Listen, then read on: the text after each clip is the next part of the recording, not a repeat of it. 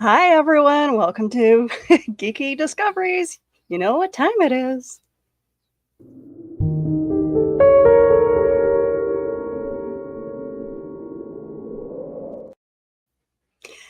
All right, so we have a very, very special show. I am super excited for this. And I didn't do any studying of any of the topics, so I'm just gonna go into the interview fresh.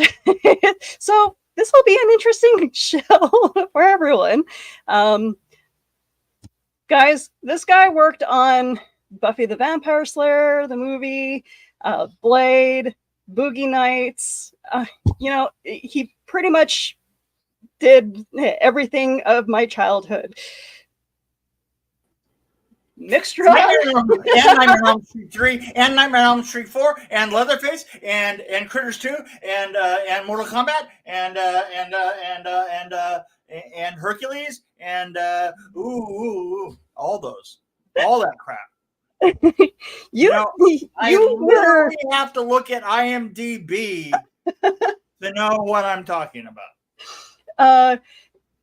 Oddly enough, and this came up in a previous conversation a couple of years ago when I was working on with Ryan Permisson, and we did a Mortal Kombat take. You actually worked on a commercial for Canada for the War Amps. I'm going to play this commercial because this was the nightmare that I lived with. Oh my God.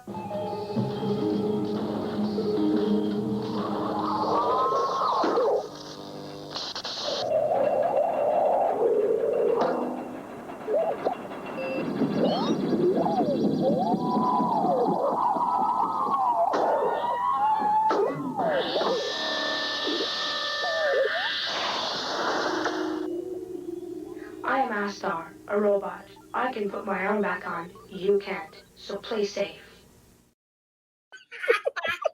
The weird thing about it is I didn't know this until like 2 years ago.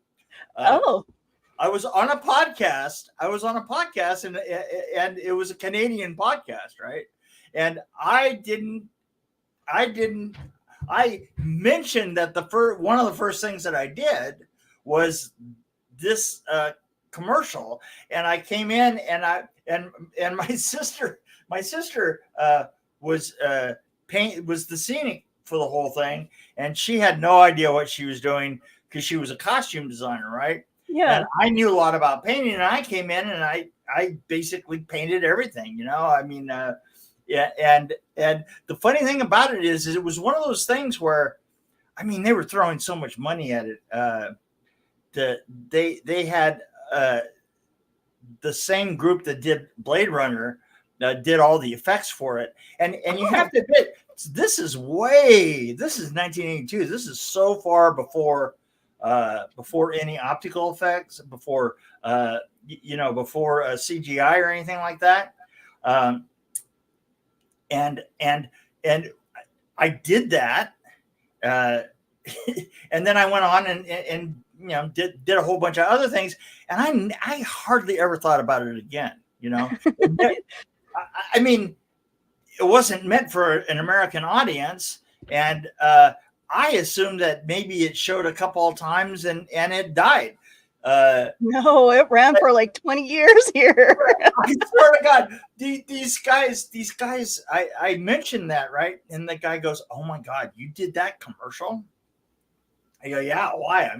You've seen it?" And he goes, "My God," he says, "every fucking Canadian from 1990 until like 2010 saw this every afternoon twice." He says, "Yep.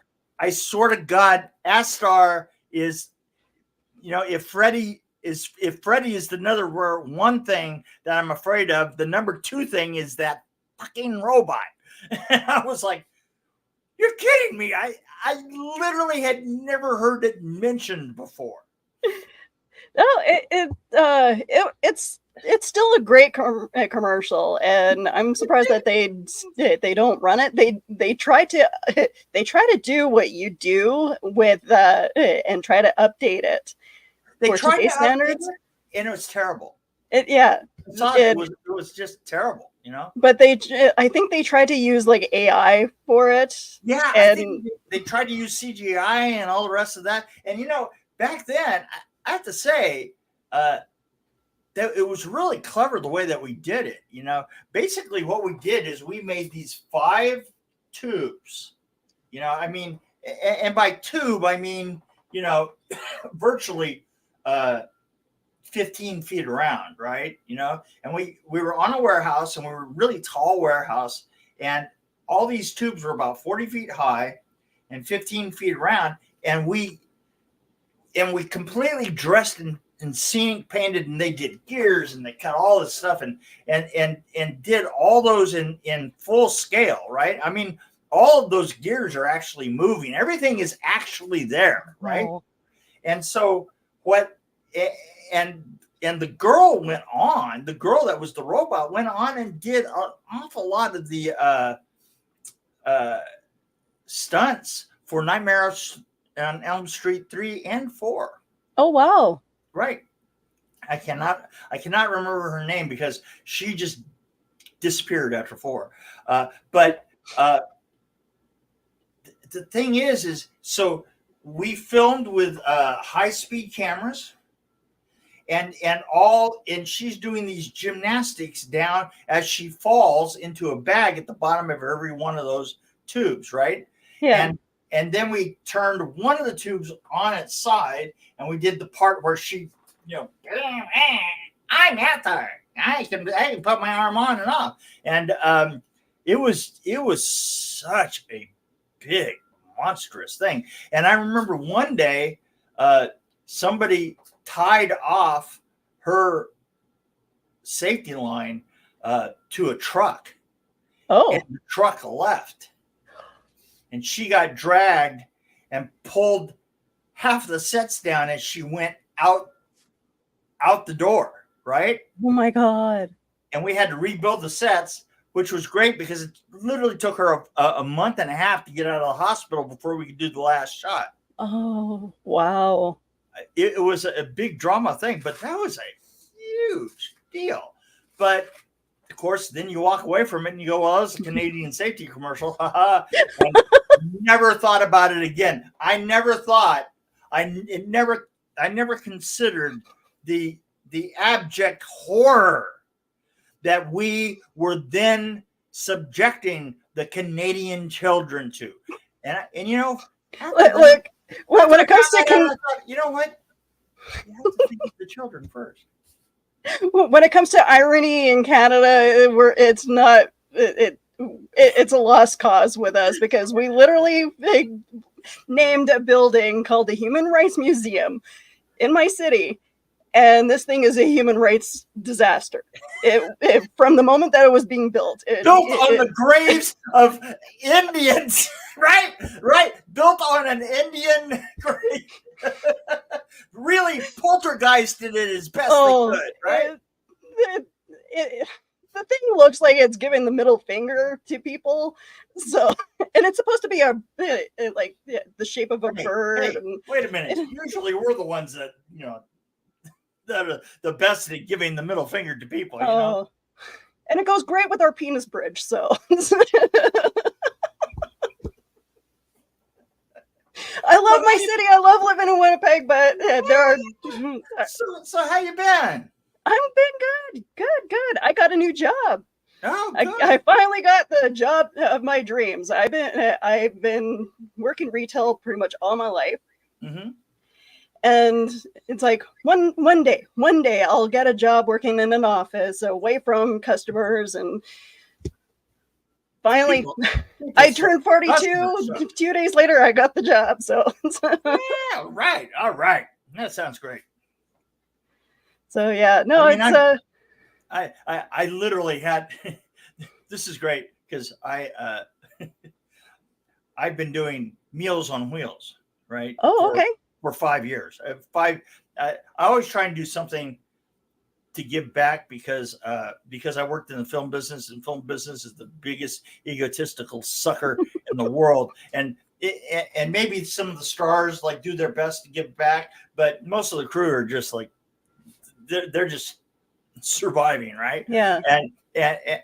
And so I do my best to give back. And so when I expanded, I used to have just one route, and then I expanded it. I said, well, you guys need somebody to run a bunch of other routes. I'm not doing anything constructive. I said, I'll do some more routes. And they said, well, see, if you do more than one route, then we have to like really do a background check on you, and you have to supply all these references. And the only references I have are basically film people, right? Yeah. So all these people that have worked with me on all these films, I put their names down.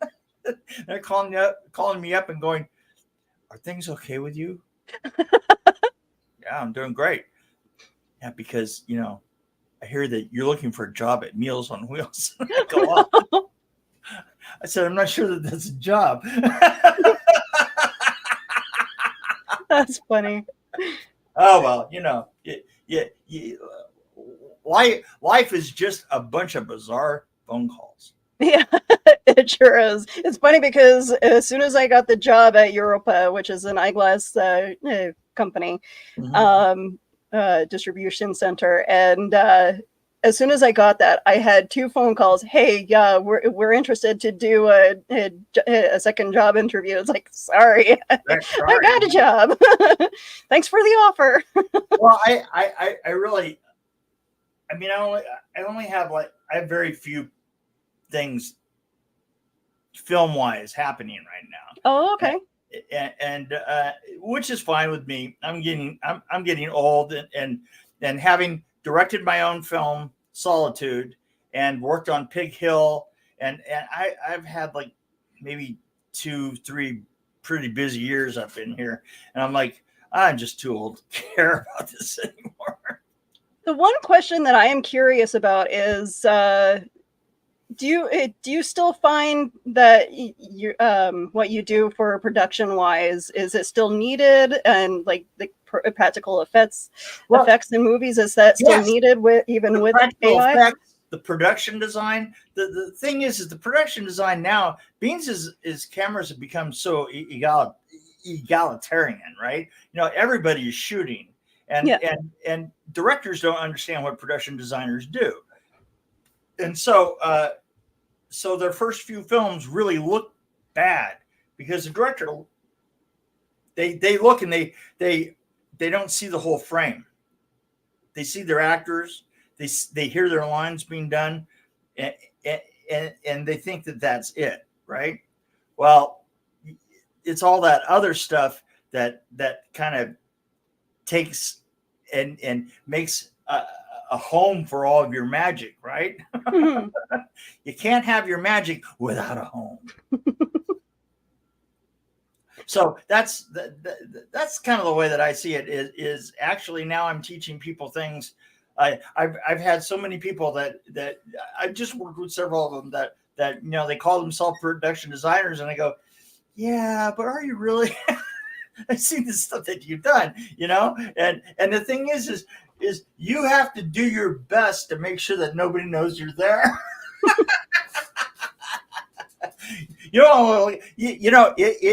It's like the problem with what was the film that the Munsters, right? Yeah, the remake of the Munsters, right? That is an example of where literally the production design kind of ran roughshod on the rest of the film, right? I mean, it was like bright, and then it gets out in the sunshine, and the sunshine kind of looks like Barbie, and you're like, wow, man, you way overdid this. So it reminds me of like, what was the name? Peter Pan. The Peter Pan the Peter Pan that was made, I think it was in the late 80s or early 90s, with Robin Williams in it, right? Oh, okay, yeah. And Hook, yeah. It's so overdone, right? It is, the production design is so overdone. That boat doesn't look like a boat. It looks like a warehouse. I mean, it looks like, you know what? It looks like an antique warehouse, right? You Yeah. know, it's like, oh, we got you want a sofa? We got 8 of them right here. You know, and you go, fuck, man, what the hell is wrong with you people? And the thing is I mean, I worked with the set painter and the designer on that, and go, dudes, why would they let you? You know, just because you have $10 million to spend on one set doesn't mean that you have to spend $10 million on the one set, right? Yeah. Anyway, I'm gonna get off my high horse. No, yeah, I like hearing these rants. It's fine. No, like Hook was a good movie, yes, but from like the point of view of what you do, I'm sure that they went far over what they should have for that movie. But well, I mean, the Monsters. I think the Monsters is one that it's pretty easy to see. I mean, that one goes beyond just professionals griping to other professionals, right? Mm-hmm. I mean, you looked at it and you had to go, what the fuck is And anytime, like, you did the series of Nightmare on Elm Street, you did Nightmare 4. I recall hearing stories pretty much from the 90s up to the early 2000s where Robert Englund had griped about putting on the makeup. Was any of that true? Like, did he actually threaten to quit several? No. You see, it's the other way around. See, let's put it this way. Robert was in Europe on a break from V, and he was pretty burned out, you know, and he was trying to negotiate. And Robert, the thing is the producers of the Nightmare on Elm Street series would love to have not done the films with Robert. Oh, because it's not that they don't like him; it's just that, you know, he wanted the coin, right? Yeah. And the thing is they never realized that it just plain doesn't work without Robert.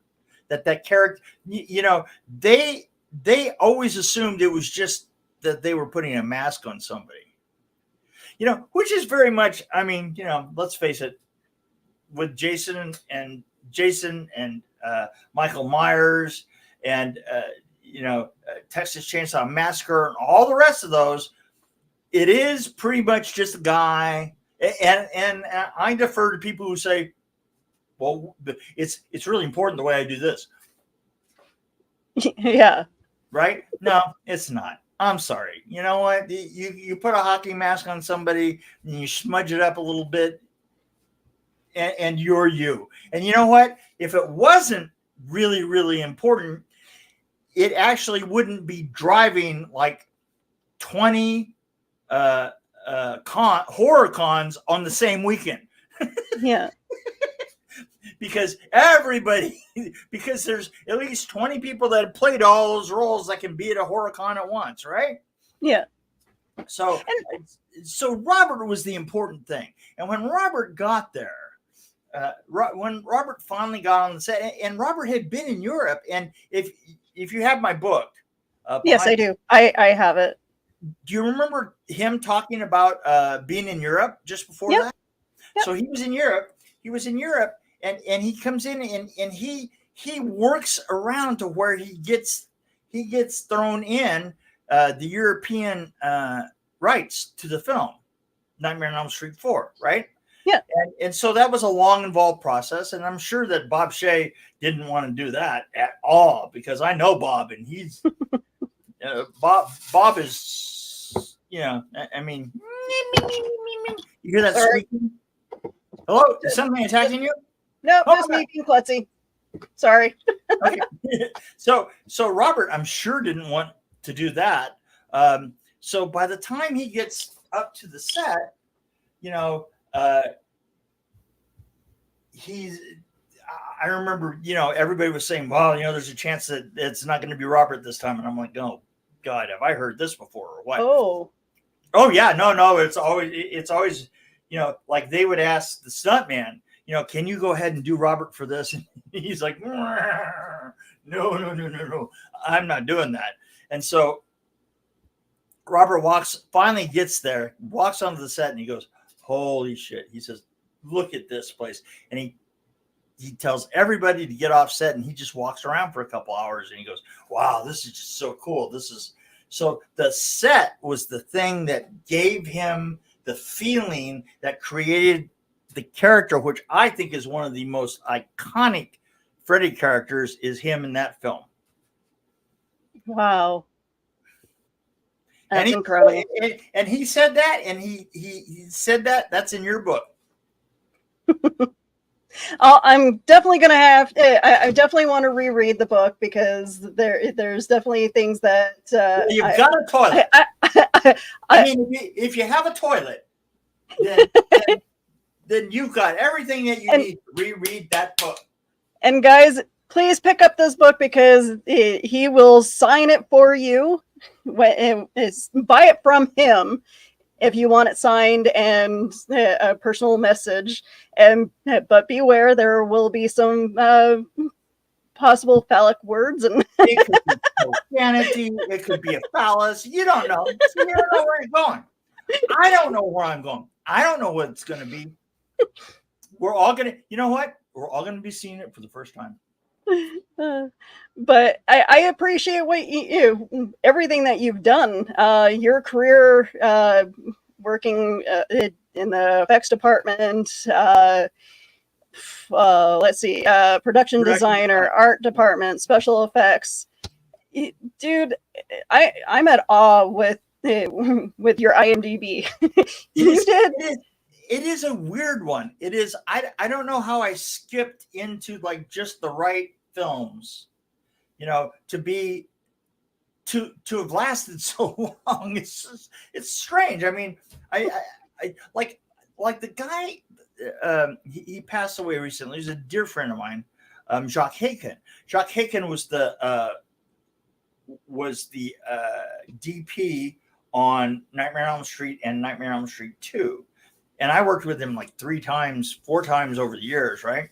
And the funny thing about it, though, is that if you look at his resume, he's got as many credits as I do, but they're on weird little films that you've never seen before. And I go, that's so weird, because mine is like just all these films. And I mean, if they had been mainstream films, you never would have seen them either, right? Yeah. I mean, because nothing ages as badly as a good mainstream film from the 80s or 90s, right? Nobody cares, right? Yeah. I mean, and for some reason, I got the ones that I was working with a group of people that we were pure underground. I mean, we were right underneath hookers. We were right underneath people who worked in porn, right? Yeah. And yet it seems to have been the thing that survives. Like, when you mentioned Critters and like stuff like that, like, are you surprised that a lot of us, like a lot of these movies, went to kind of like comedy horror in a way? I'm not, because here's the thing. To a certain extent, you only got so many ways that you can go from the first film, right? Yeah. And going towards comedy is definitely especially if you have somebody like Robert, right? I mean, yeah. And let me throw this 2 ways. If you have somebody like Robert, who is just one of the best actors and just absolutely one of the smartest people, and start giving him his lines and letting him create the comedy for you. But at the same time, you got Critters and Critters 2. There's another direction that you're going to go, in comedy, just because these are little balls of fluff, right? That are, I mean, here, look, these things that are attacking you are no taller than your ankle. And so comedy is just right there on the edge, ready to go at all times.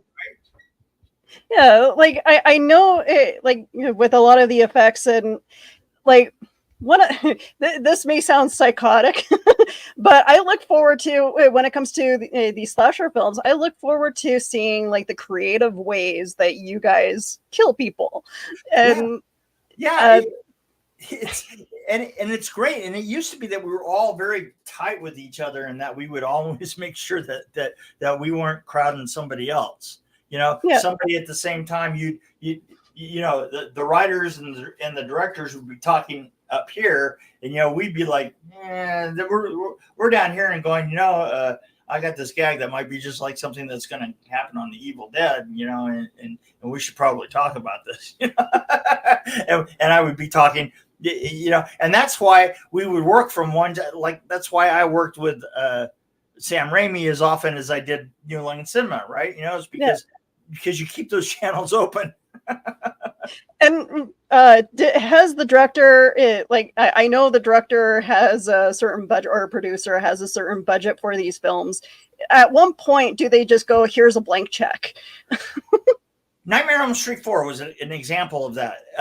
They kind of gave us a blank check because they didn't have a script. Okay. They couldn't write one because they had a director, they had a writer's strike, right? So the dream sequence, there's two occasions in there that I wrote it. The truck that hits nothing, that was my concept. Mm-hmm. And the other one was the tunnel that looks like a kaleidoscope. That was I had a dream, like literally 5 weeks before that we did that shot. I had a dream that Freddie was looking at me through a kaleidoscope, and I woke up and went, ooh.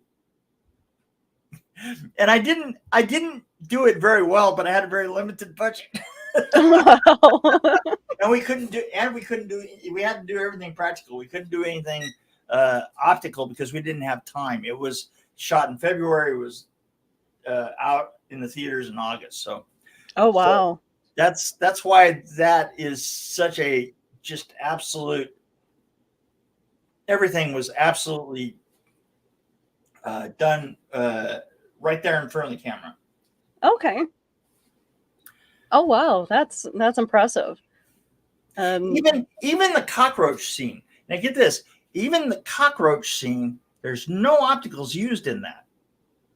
Oh. Even when he picks it up and he looks in it, and you look across and you can see his eye looking in there.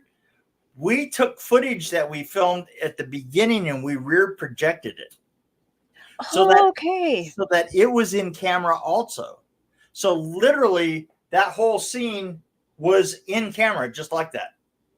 Oh, that's cool. Like I love that scene. It's ancient freaking technology. I mean, that was like one of the first. That was like back in the days of Thomas Edison. That kind of timing, right? That's when that was invented, and we just dug it right up. And what you do with your production stuff, and like you worked on makeup as well, right? I did not. Or was it just special effects? I did mechanical special effects, which would have been like that shot. That shot, or the truck hitting nothing, which was basically tying a cable to a bumper and running the truck with another cable up to the end of that. That's my kind of effects. There are three types of, and maybe there's time for a little education here. There are three general types of visual effects. There's makeup effects, there's visual effects, and visual effects is CGI, and it used to be a blue screen, but they don't do that much blue screen anymore. So you had CGI, you had visual effects, and miniatures would be involved in visual effects, and I've done a lot of miniature work too. So and then makeup effects. So those are the three: mechanical effects, makeup effects, and visual effects. And those kind of those three comprise all of the effects that you see. Did you know that there are effects departments for cartoons? Oh. Because let me tell you what the definition of effect is. The definition of an effect is something that moves, that is outside of the realm of an actor moving or outside of the realm of a vehicle moving. Okay. So you think of it this way. Think of like, I'll give you makeup effects. Mm-hmm. I put effects on a face and it moves, and that is an unusual thing that is being moved, right? Yeah. That's that definition there. If you're in mechanical effects, you have fire moves, right? Or you have rain, or you have snow, you have hydraulics, you have mechanics, all those things move, and that's the definition of that. If you're working in optical effects, of course it's something that moves, that is special, that can't be done with just the camera, right? That's what that is. And if you're in cartoons, think of it this way. Cartoons are basically characters, but let's see, all of a sudden the character goes shoo, and goes sailing through the universe, right? That sailing movement and him going through space is also a special effect, and that's a completely different department. I'll bet you didn't know that.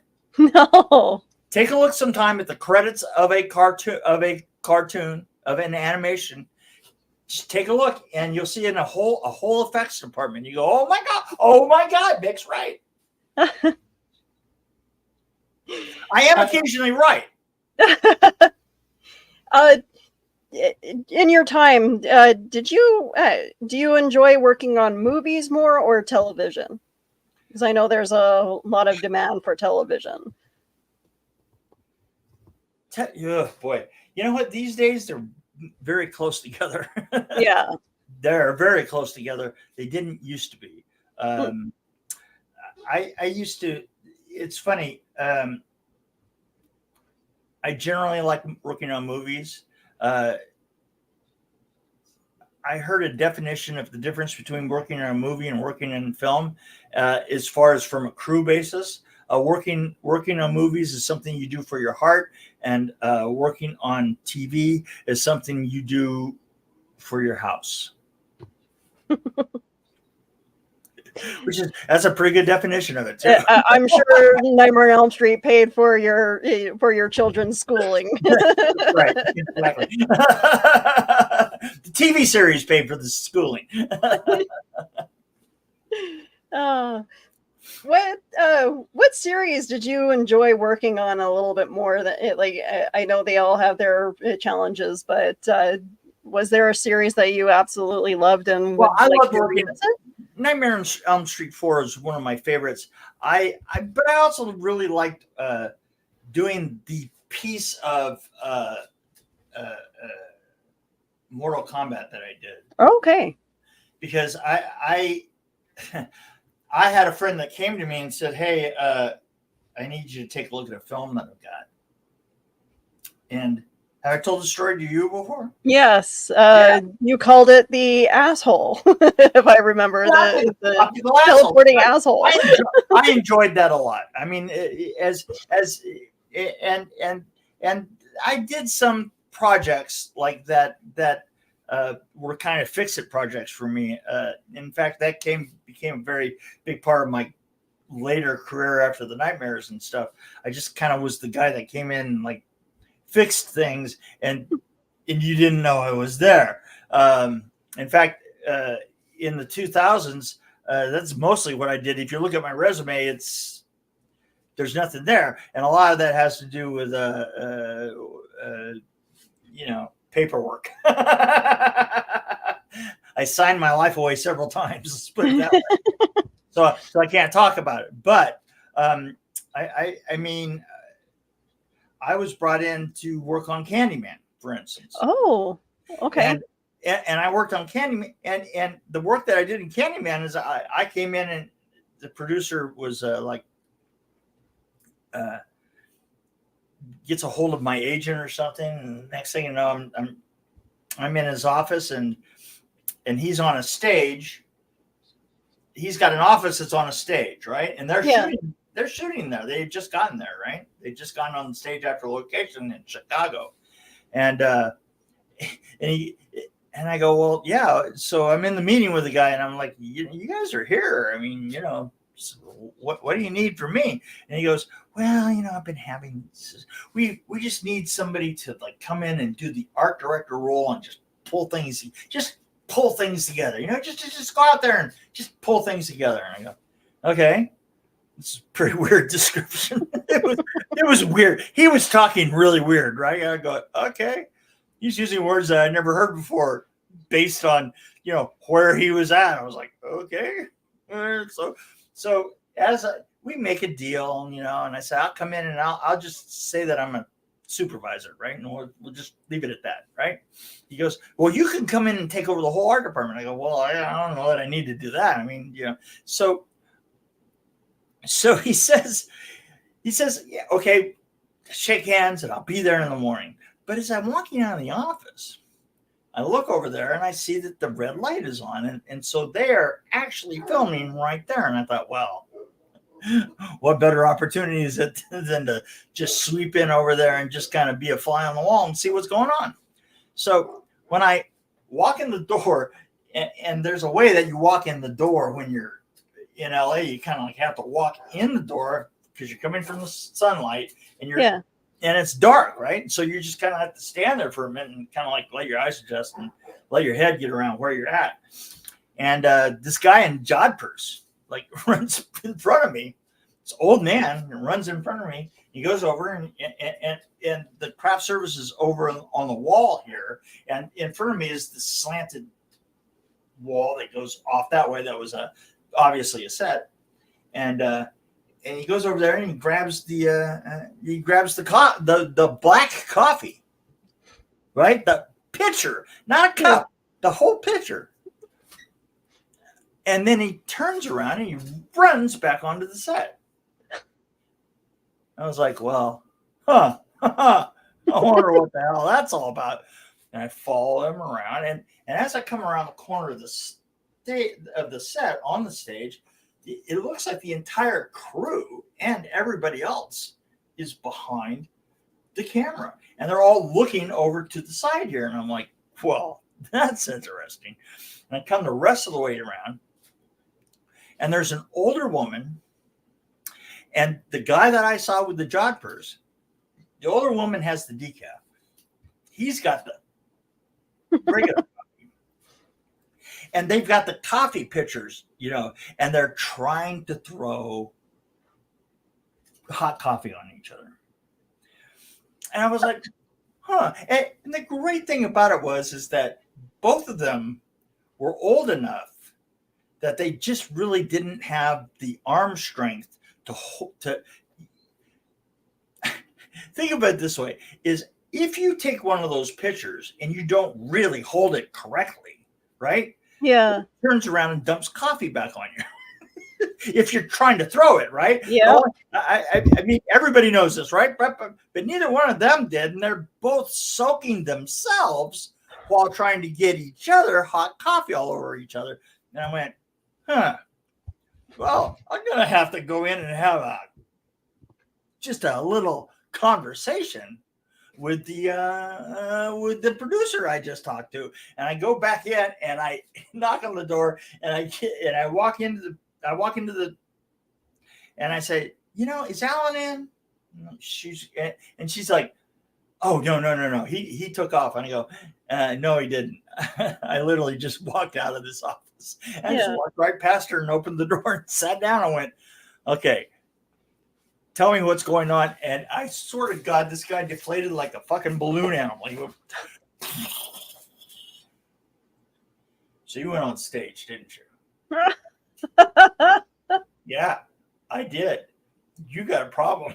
He goes, God damn it. He says, I'll tell you the truth. both of them are out of rehab. This is their both of them. It's their first project out of rehab, and they hate each other. And I'm beside myself. I don't. Now that they're here on stage, they're just going after each other all the time. And I was like, tell you what. Here's what we're gonna do. I don't do anything. You pay me twice as much money, and I'll just get in between the two of them. Whenever she comes in, or he goes after her, I'll just throw myself in front of them. Right? I will do that, and I did it for 6 weeks. Oh my God! No, I'm not kidding. It was the most comical bullshit you've ever seen in your life. Because it would happen like 6 times a day. She'd come in and I would just stand there. And now we know why you have gray hair. I had a great fucking time. I hate to admit it, but I made a fortune and had a great time. I just Oh, that is hilarious. I could be a complete clown, right? I'd talk to Tony Todd for a while, and then all of a sudden, so she'd come in, and I go, "Hey, Tony, hold on."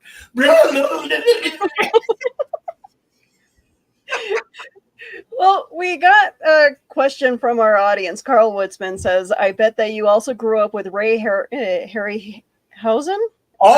Yeah, all of these films. Sinbad and said. Let me tell you.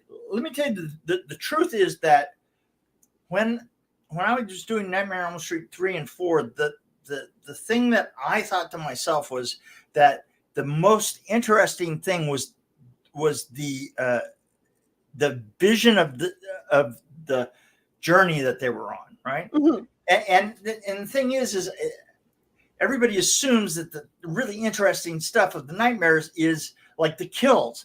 But it isn't. It's the setup to the kills. It's all these great pieces in between. And I tried to do everything I could. And it's one of the hallmarks of the 3 and 4 is that the journey is weirder than the destination. Yeah. I mean, just think of the journey that we went through with Alice trying to get from the theater and get through there. I mean, with the foot coming off and we had we filmed that sequence in like 5 different locations, including the side of a building that was 8 stories high that we had her go. We literally cut out the, let me start again. I'll just start where I should have. Yeah. So she buys a ticket and she's at the location, right? Yeah. She goes inside. She goes up to the balcony and she starts to get sucked into the screen. Well, that was actually a fall. So what we did is we built that entire balcony on a stage on a couple of lifting tractors so that we could lift it up like this and we could get her falling and everybody else is strapped in and she's falling forward and the Coke spills and the popcorn and all the rest of that. She gets down to the rim of the theater, right? And we take that rim and we cut it out and we put it on a crane and we put it 8 stories up on the side of a building that has no windows. And we put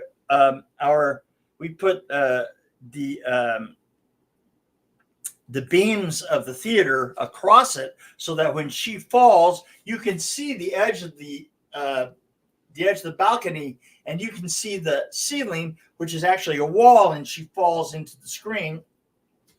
And that's on another location. I mean, just, we did everything we could to make the journey the most interesting, because the effects are always really cool, right? Yeah. But making the rest of it cool is what I wanted to do. Did you ever have a moment where your effects failed you, but still ended up being, something cool? You know what? The weird thing about it is that the effects fail you 80% of the time. and a lot of times your you're making up that effect later on. Yeah. I tell people today, I said, look at how nice you've got it now. Is you can go ahead and you can do the mechanical effects, and if one of them fails, you've always got the CGI to suck it up with. I mean, you're in the best of all possible worlds, right? Yeah. You know, back then, we would wind up trying to isolate that given shot, right, and do it smaller and more controlled, right? Because you know, just the fact that it's a special effect means that it's only going to work at a certain amount of the time. And the thing is that practical effects have a very sort of like a tube amp as opposed to a solid state amp. Solid state amp has a very metered clip to it. But a tube, you never know what a tube is going to do, you know? I mean, that's what we were, that's that magic in a bottle that you know, that you want, that you get from actual practical effects. Yeah. And like, I'm sure that you have a pretty good supplier when it comes to like the fake blood, but like, do you just use like theatrical fake blood, or do you actually like use the corn syrup? And it just depends on what you're doing. I mean, you know, the thing is there are all kinds of bloods out there, and they react differently. And I don't know if you've ever actually seen this, but if you're ever trying to take a picture of real blood has a tendency to look fake. Yeah, because it's very flat and it's very right. So most of the way that they got dimension into blood is they kind of made it clear, right? So most of the blood that you see for movie blood is clear, and the thing is the more opaque that you get it, the more it shows. In other words, I could use, if I was on a helicopter and I was looking at somebody bleeding down below, I could use pieces of paper. Oh, okay. And get a better look than the dark syrup that you normally use for blood, because you don't need the dimension. You just need to see it. You know what I'm saying? Mm-hmm. You just need to see the red, right? Yeah. So there are hundreds of formulas of blood out there. What you have to do is you have to know what it is you're looking for. Like, for instance, the blood that I made for Blade, the blood that I made for Blade for the opening sequence, I did the opening sequence for Blade. Oh, okay. Blood shower. Pretty much the best part of the movie. I like to think so, but I mean that it took us 3 months to figure out. I mean, when you look at one of those shower heads, you know that you look at the shower head, right? Yep. And a usual shower head is about this big around, right? The shower heads that you're looking at there are about this big around. Yeah. And it's because we're pushing something that's a gelatinous. And the thing is I wanted blood that was thick and that didn't look like Evil Dead 2, right? Yeah. I wanted, because Evil Dead 2 looked to me pretty much like somebody didn't put enough sugar in the Kool-Aid. Yeah. And so when I did Blade, we had just this thick, heavy viscosity, and we had to test it, and in order to get it to look right when it spread, we had to make our own heads that were bigger. So because we were pumping them through like not a 3/4 inch line like this, we were pumping them through an 1 1/4 line like this, and in order to get the splash and the right effect, they had to be that big. That's an extreme example, but we actually used 3,500 gallons. Wow!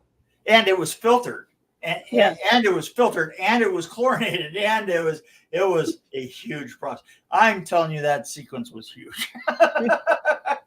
We had to have shower. We had to have all these.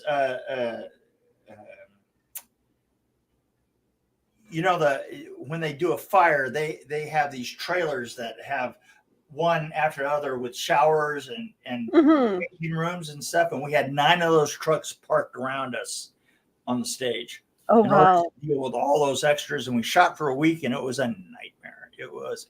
I was just wondering, like that. I'm sure that was a multiple take kind of scene. Oh But, yeah. Everything was, because it was just complicated. It was just complicated. I would just leave it at that. It was complicated, and everybody hated each other all the time. Really? Oh, wow. It was what we did best.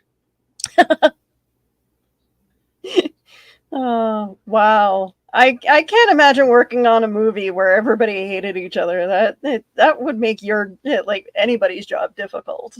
How did you? I did that one gag. When it was done, I walked away. I said, "Cheers." Thanks for the paycheck. Yeah, thanks for the paycheck. I got other things to do. I was just wondering, like, was there ever a set where you regret working on at all, or? Regret is such a strong word.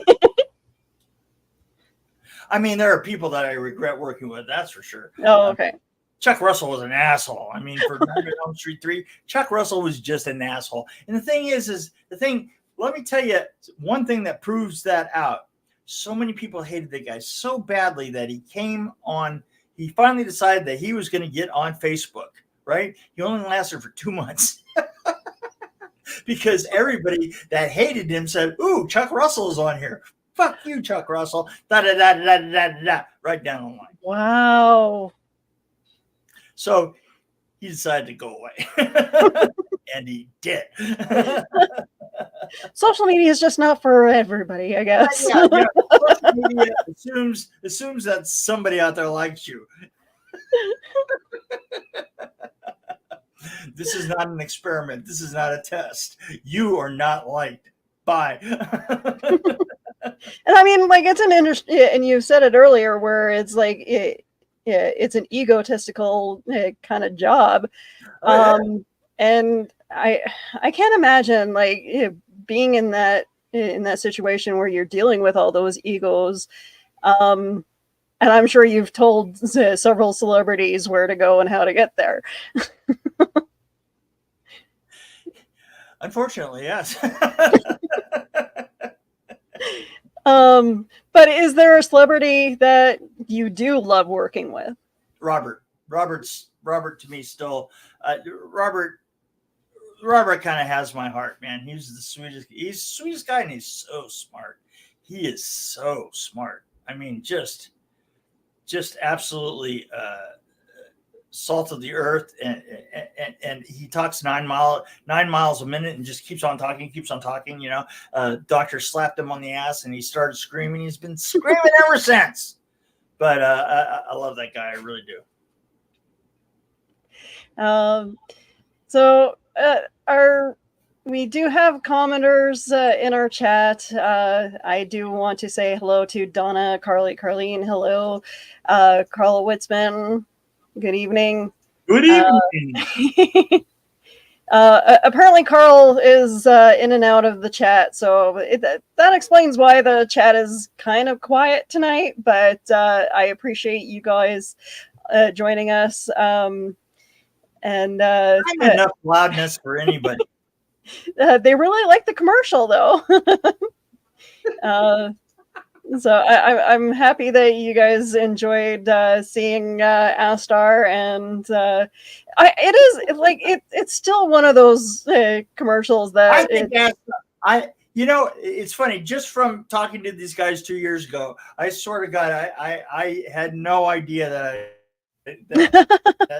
I had a hand in causing so much angst and horror. So, these two guys I was talking to, I said, "You scared me when I was a kid, and now you scared me when I'm old." I was like, "Wow, okay." I didn't even know I was doing that, but there you go. But you worked on so much of my childhood, like Buffy the Vampire Slayer. Like, let me correct something.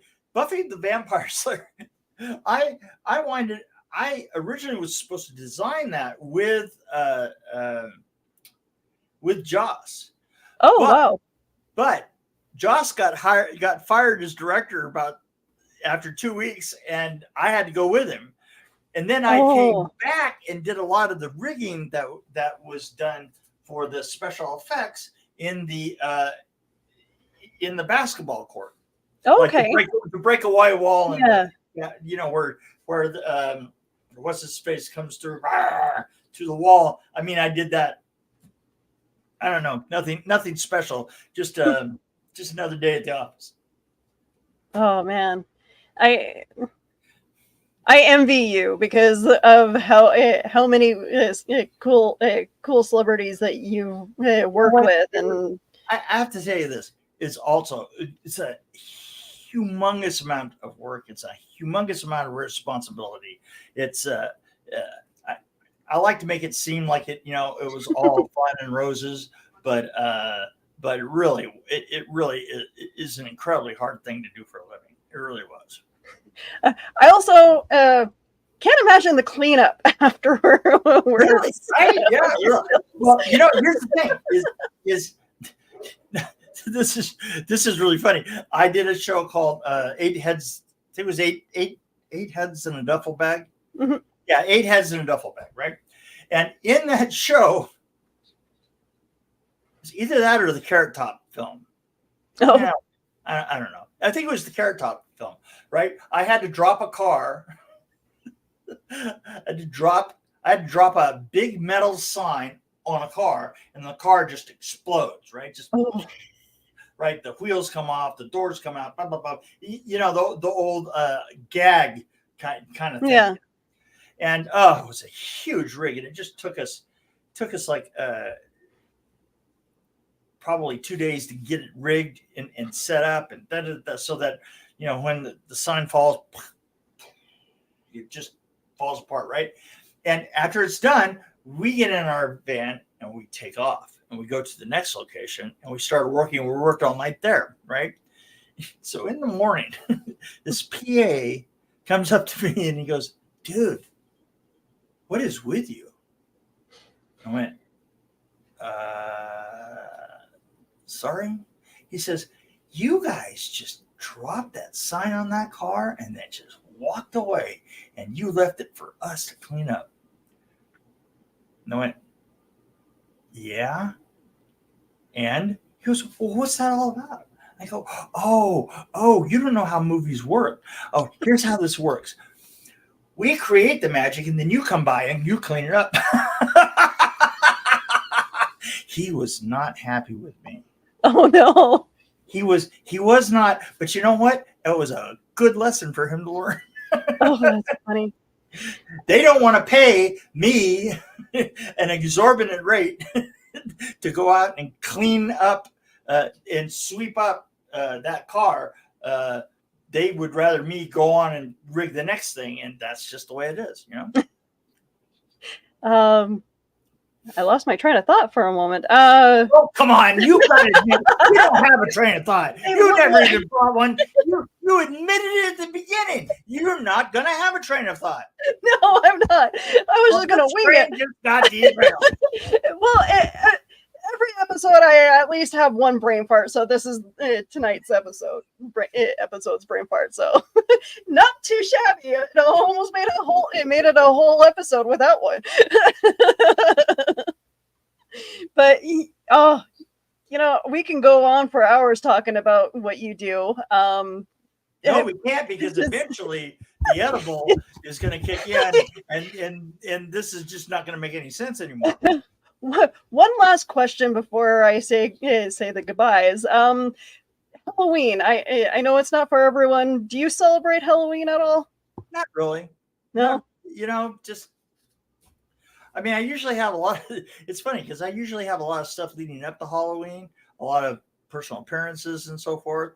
This year I'm really low because I'm just kind of like laying low this year, but usually I'm just really busy around Halloween, and I just another day to me, I got grandchildren that I take around and stuff like that, and I had my kids back in the day, and it's not that. The thing is I had one year that I did really do Halloween, and there's a picture of it in the book if you remember, with the skeleton up here and the skull throwing up over me and stuff like that. And it scared the living shit out of everybody. And from then on, I thought, well, I won Halloween. That's enough for me. So that was my lifetime Halloween right there. Awesome. See, and I envisioned you doing like going all out for decorations and animatronics. Yeah, but nobody pays me for that. Come on. I don't get paid for any of that shit. Oh, all right. Anything that you're working on as of late? You know what? If I have a film that's going around, it's kind of like doing the little theater run. I directed. It's called Solitude. Okay. If you get a chance to see it, it's pretty interesting. I have a film called Pig Hill that's going to be coming out pretty soon, and I got a couple of small irons in the fire, but I'm trying to kind of roll things up a little bit. So. Are you planning on retiring anytime soon, or are you just? No, I don't know. You know what? I've tried to retire a couple of times, but I keep getting dragged back in. And sorry, I have so many questions going through my head now. Is there anybody that you'd like to work with that you haven't yet? Or I always wanted to work with Frank Miller. Oh, I always thought I thought Frank Miller, his style of filmmaking, especially Fury Road. Fury Road. That he does such a good balance between stunts and practical effects and optical effects. CGI. He kind of mixes it better than anybody I know of. I have no objection to CGI. I have an objection to overusing CGI and not setting up properly with the right set of practical effects. And he is so good at that. I would love to work with him. Awesome. Well, dude, it was an incredible show. I look forward to chatting with you again someday. Did I say anything worthwhile? Yeah, absolutely. Everybody liked it. I think Carl said it's a good show tonight. Well, thank you, Carl. The thing is as soon as the setup kicks in, I'm not going to remember any of this. So, well, we will definitely. I'll see this in a couple of weeks and go, holy shit. We will definitely have you on again. So thank you, Donna. Everybody says good night. Great night, show. Dan. Thanks. So I appreciate you showing up and giving me a memorable show. I'm sorry for being a giant klutz, but you know what? It's funny is what you said in the beginning. You said, I'm not prepared for tonight. And I thought, yeah, that's usually how I usually run things. Though wind me up and let me go, and I'll take care of it. I'll take care of it for us both. I've done the, let's have a bunch of questions written out, but sometimes these shows where I don't write any questions out is way better for me because I just like to hear people talk and tell their stories. This one turned out pretty good, right? Absolutely. All right, Mick, let everybody know where we can find you on social media. You know what? If you really need to get a hold of me, you can just track me down on Facebook. I make it as hard as possible to get my books because I only got about 50 of them left. You get a hold of me by going to a small Norwegian village. There'll be an email on a slip in the middle of an igloo just out of Reykjavik. Basically, you can get a hold of me by going to Facebook and going to Messenger and just leaving me a message. Don't try and friend request me because I'm 130,000 behind. And but just leave me a message. Those are the only people that get through. It's just leave me a message. Otherwise, I really don't care. You are an amazing man. You have a great night and enjoy your edible. I love coming on this show. Well, excellent. Thank you very much. Excellent. Well, you guys can find me all over social media. I am the social media socialite. TikTok, YouTube, Facebook, Instagram. Hit me up if you guys have any ideas of what you want to see for future shows. You guys have a great night. Thank you.